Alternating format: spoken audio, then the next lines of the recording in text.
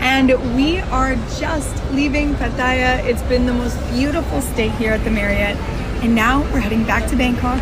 We have a full day of rehearsals and then we're checking into, I think, the Grand Richmond Hotel in Bangkok.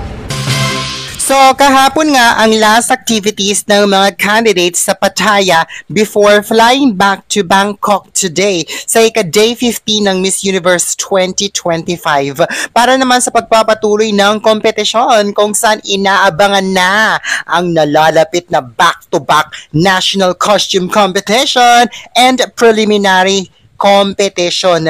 3 araw mula ngayon na magaganap sa November 19. So today, the girls flew back to Bangkok for the rehearsals nila na magaganap daw today and for the next 2 days. Quick recap muna tayo sa ganap nila kagabi. Kagabi nga ay naganap na nga ang scored closed door interview. After the closed door interview ay agad na dumiretso ang mga candidates sa pasabog na gala dinner. Very good. Are you angry right now? Wow! Beautiful! Yeah, okay, enjoy the dinner. Enjoy! Philippines!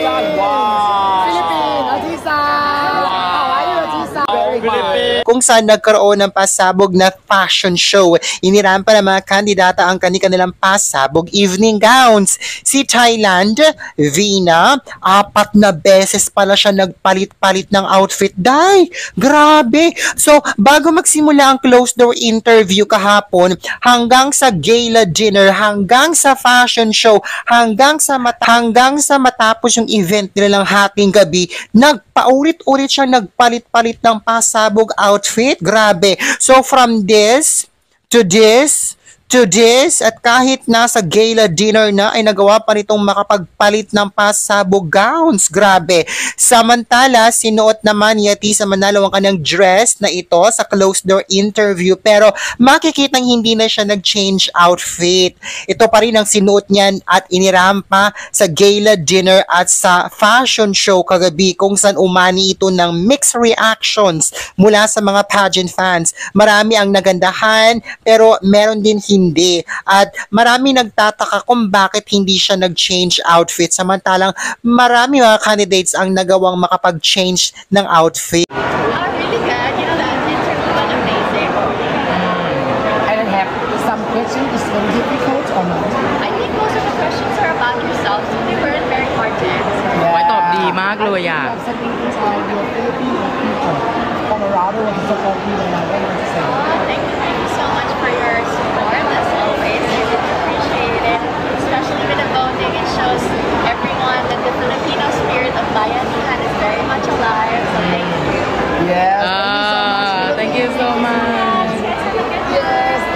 Say ni Atisa Manalo, hindi daw siya nakapag-change outfit dahil hindi na daw siya pinayagan. On fashion show in such a nice venue. That was a big surprise to all of Yeah. us. We didn't know. We were told that we were just gonna have dinner. Oh. I wasn't even able to change my outfit. I know. Dahil kulang na daw sa oras, agad daw siyang tinawag at pinapasok sa bus na naghihintay sa labas ng hotel para pumunta na sa venue ng gala dinner. Nang makapanayam nga ni Dayan Castillejo, si Atisa Manalo ngayong araw, hindi daw niya ini-expect na magkakaroon sila ng pasabog na fashion show sa gala dinner. Ang alam lang daw nila is gala dinner lang. Kaya sad daw siya na hindi siya nakapag-change outfit kasi naka-ready na daw ito yung susuotin sana niya. Oh, I was so sad because my outfit was ready already. My bronze gown, but I was told that I couldn't go change anymore because of lack of time. Yeah. So balit kahit late na, dahil siya ang huling kandidatang bumaba, ay nagawa pa rin ni Vina, Thailand at Venezuela na makapag-change outfit. Kaya And now I'm going for dinner, and tomorrow going back to Bangkok for rehearsal. In the interview, you was excited, nervous, anxious. outfit, kaya naman Thailand and Venezuela stole the show sa kanilang pasabog outfit. Today naman, sa ika-day 15 ng Miss Universe 2025, muli nating iti-check ang styling ng two front-runners na talaga namang inaabangan at sinusubaybayan ng lahat. Sina Vina Pravinar, Thailand, and Atisa Manalo, Philippines. So today, si Vina, wow! Oh my God! Pasabog ang outfit today ni Vina before leaving Pattaya for Bangkok today. Wow! Ang ganda! She's definitely leaving a mark day by day sa kanyang pasabog styling. Grabe. So nakapasabog black and white polka dots ang dress niya today. Ang ganda nito.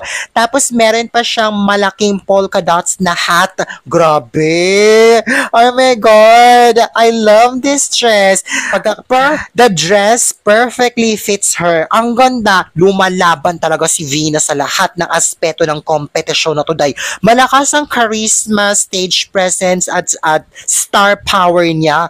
Malakas din ang styling niya talaga. Grabe. Namamangha ako sa kanila ni Venezuela kasi nagagawa talaga nilang magpalit-palit ng outfit ng ilang beses everyday sa kabila ng hectic schedule nila, no? Kaya sila talaga yung nagmamarka sa kompetisyon na to at lutang na lutang.